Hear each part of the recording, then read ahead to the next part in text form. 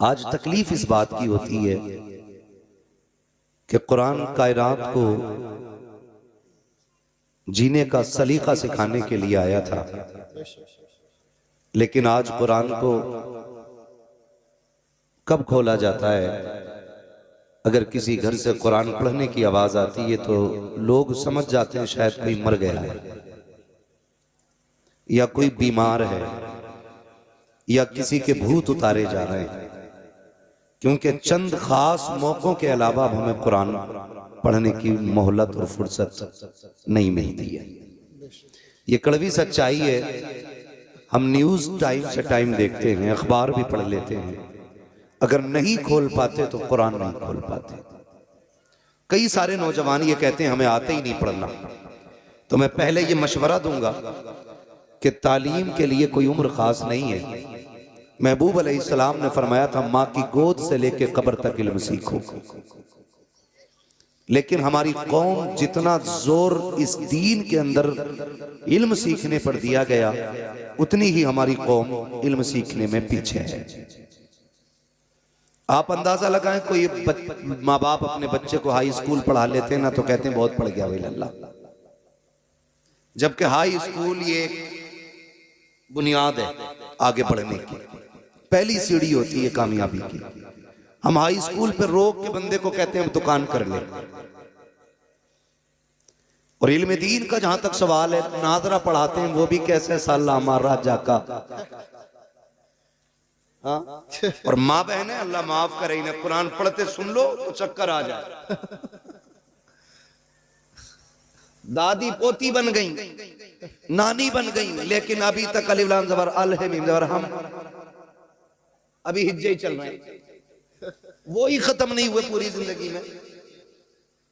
याद रखिएगा एक बात जहन में बहुत पक्के तरीके से, कुरान पढ़ने का फायदा तब होता है जब कुरान को तजवीद से पढ़ा जाता है, और इसका फुकदान नीचे से लेके मिंबर तक है।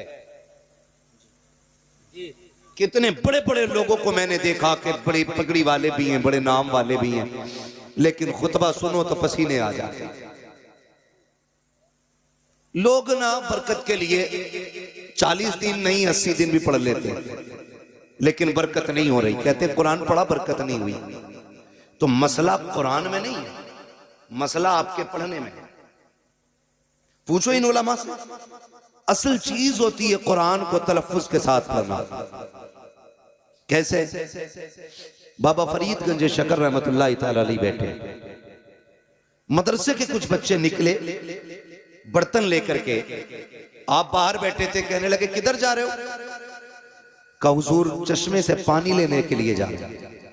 कहा चश्मा तो बहुत दूर है, ये कुआं करीब है, इससे क्यों नहीं भर लेते पानी? कहने लगे पानी तो इससे भी भर लेंगे, लेकिन इसका पानी खारा है, पीने में मजा नहीं आता। फरमाने लगे अच्छा भर के लाओ, मीठा मैं कर देता हूं। जब पानी भर के लाके रखा गया ना, आपने पढ़ा आवाज के साथ कुल वल्लाह शरीफ और दम कर दिया। बच्चे लेके गए, उस्ताद ने कहा इतनी जल्दी आ गए? कहने लगे जी। कहा पानी कहां से लाए? कहा कुएं से। कहा वो कुएं का पानी तो खारा है? कहने लगे नहीं, अब ये मीठा हो गया है। ऐसे का एक बाबा बैठा है, उसने पानी पे दम कर दिया, पानी मीठा हो गया। का पढ़ा क्या था? का उसने कुल वल्लाह शरीफ पढ़ के पानी पे दम किया, पानी मीठा हो गया। कहने लगे उस्ताद ये कौन सी बड़ी बात है, लाओ जरा सारे बर्तन भर लो। कुल हु अल्लाह तो हमें भी आती है ना, पूरी रात पढ़ के फूंकते रहे, एक घड़ा तो क्या एक घूंट पानी मीठा ना हो सका। सुबह हो गई फूंकते फूंकते, थूक सूख गया, सुबह उठे दौड़े, कहने लगे बाबा बताओ तो सही, तुमने भी सूरह इखलास पढ़ी थी, मैंने भी सूरह इखलास पढ़ी थी, आपने एक बार पढ़ दिया सारा पानी मीठा हो गया, मैंने सारी रात पढ़ा है, एक घूंट पानी नहीं हुआ। मीठा मुस्कुरा के कहने लगे नादान तुझे पता नहीं है, सिर्फ कुरान पढ़ने से पानी मीठा नहीं होता है, अगर पानी मीठा करना है तो जबान भी बाबा फरीद जैसी होनी चाहिए। नारे तकबीर, नारे रिसालत, अज़मत कुरान, नारे तकबीर, नारे रिसालत।